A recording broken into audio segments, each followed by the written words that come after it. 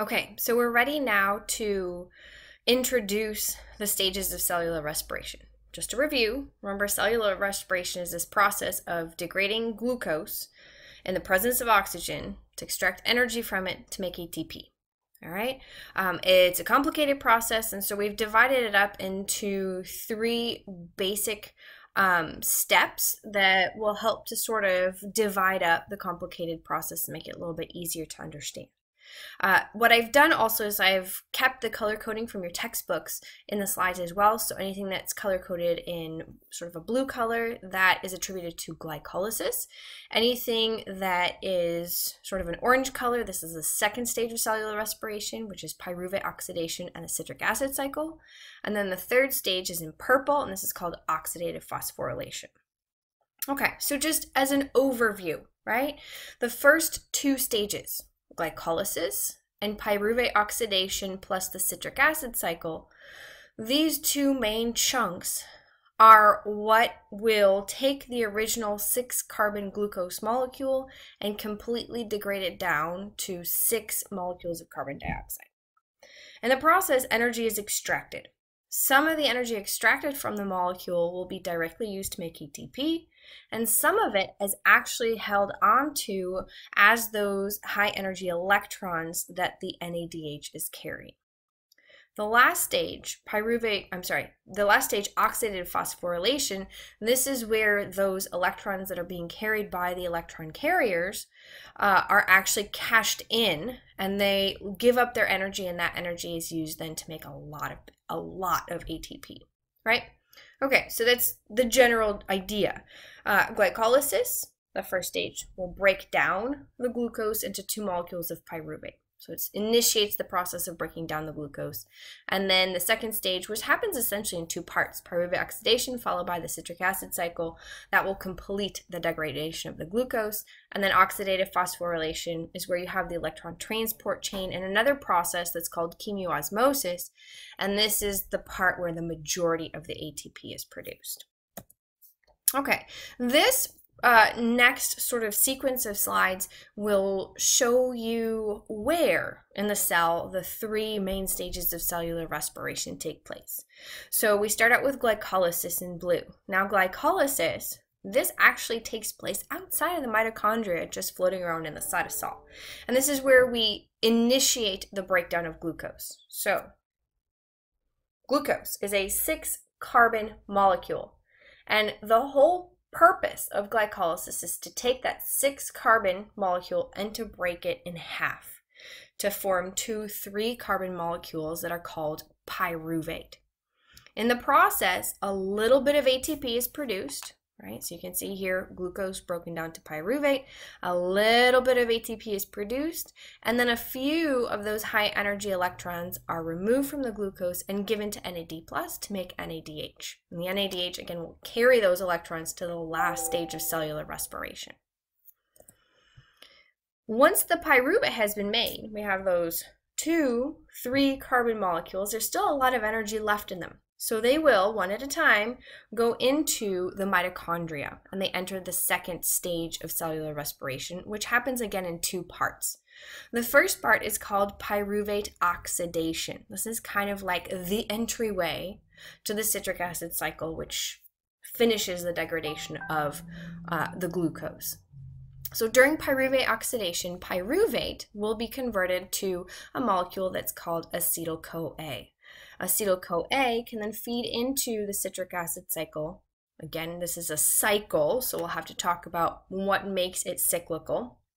And this is where we complete the degradation of the glucose molecule, again producing a little bit of ATP, but the majority of the energy that was extracted from what remained of the original glucose molecule is now held onto by those electron carriers. Yes, this includes NADH, as well as a new electron carrier, which is like the cousin of NADH, and this guy is called FADH2. The only difference between these two is that NADH has a capacity for 2 electrons and only 1 proton, whereas FADH2 has a capacity for 2 electrons and 2 protons, right? So it has a slightly higher capacity. Once we reach the end of the citric acid cycle, this is where glucose is no more. We have successfully degraded the 6-carbon glucose molecule now to 6 individual molecules of carbon dioxide through the first 2 stages of cellular respiration, and the carbon skeleton of glucose is done. We haven't made a lot of ATP yet, and this is where we go to the 3rd stage of cellular respiration, which is called oxidative phosphorylation. This is where the majority of the ATP is produced, and it uses a combination of the electron transport chain and this process that's called chemoosmosis. We're going to talk about both of those processes in great detail, but just to give you an idea, this 3rd stage in purple, the oxidative phosphorylation process, is where the electrons from glycolysis, along with the electrons from the 2nd stage of cellular respiration, feed in, and their energy is cashed in to make a lot of ATP, the majority of the ATP that's made during cellular respiration.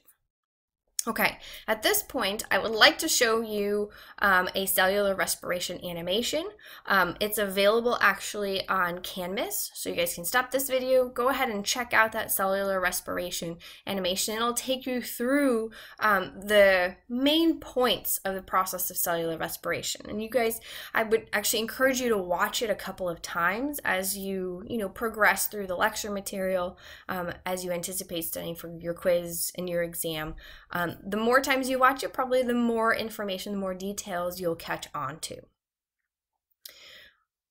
While there are a lot of details that go into cellular respiration, if you understand the process that's outlined in the video, you will be in pretty good shape regarding the material that I want you to be able to remember for the exam, for the quiz.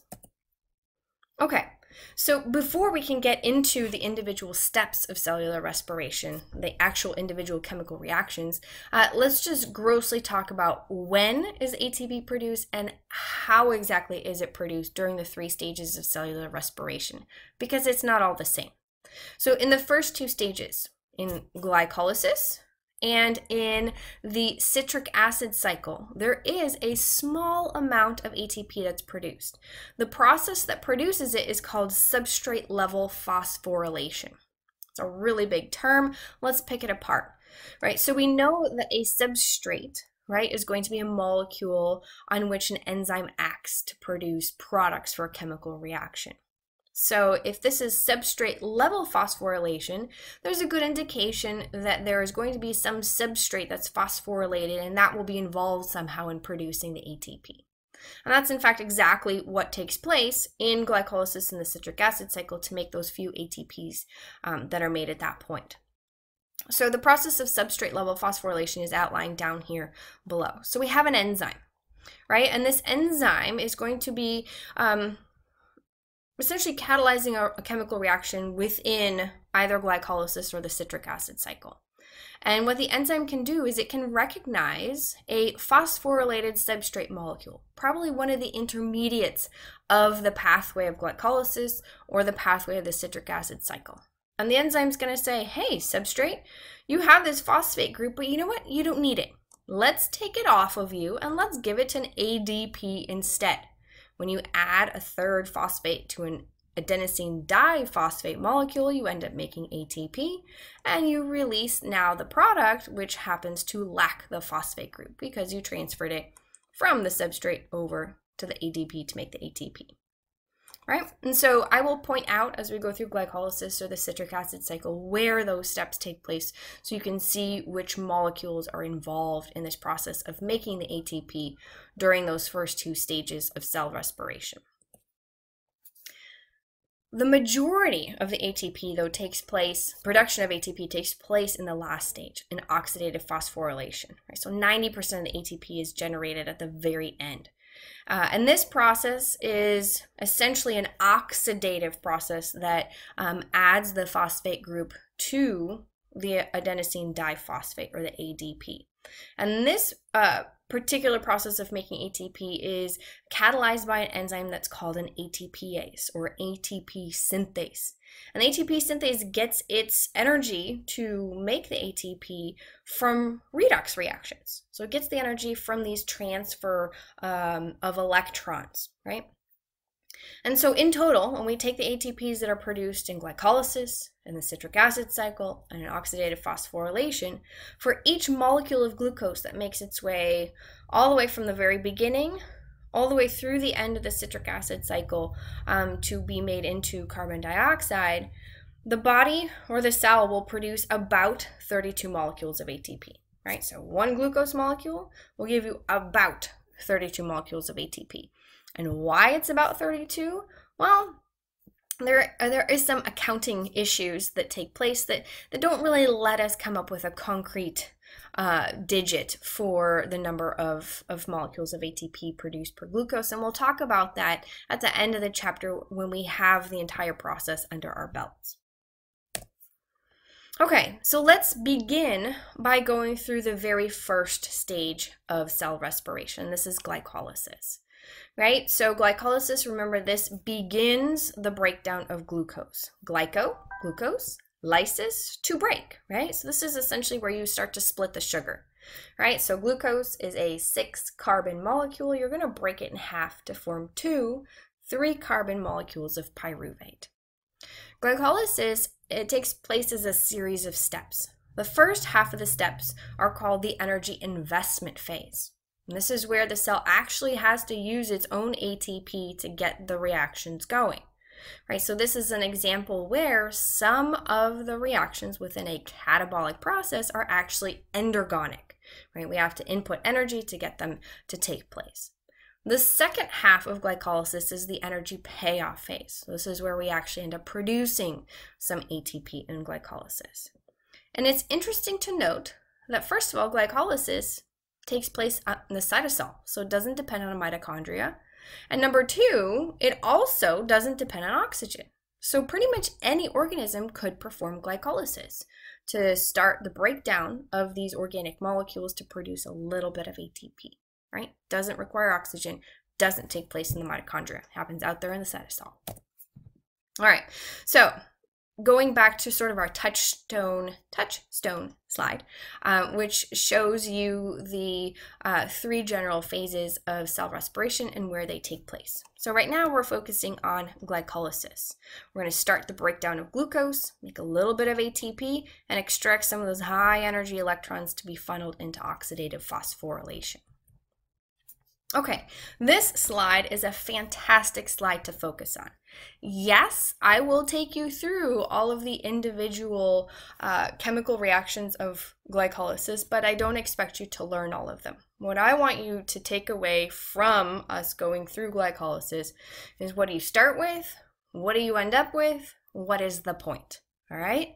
And so this slide summarizes, in fact, just that. So it'll show you that you're going to start out with glucose, and through a series of chemical reactions, you're going to end up making 2 molecules of pyruvate and 2 molecules of water. In the process, you're going to use some ATP, and then you're going to make some ATP along with extracting some of those high energy electrons to give to NAD+ to make NADH. And the whole process, if you follow all the arrows from glucose down to pyruvate, the whole process is divided into 2 parts. In light blue, here we have the energy investment phase, where we actually end up using 2 ATPs to get us closer to the pyruvate. And then in the second half, this is the energy payoff phase, we actually end up making 4 ATPs plus those 2 NADHs, 2 pyruvates, 2 molecules of water. All right, so when we look at the accounting, overall, the process took a 6-carbon glucose molecule and made 2 3-carbon molecules of pyruvate plus the water. We had formed 4 ATPs, but we used a total of 2, right? So overall, we really only make 2 teeny tiny little ATPs through the process of glycolysis.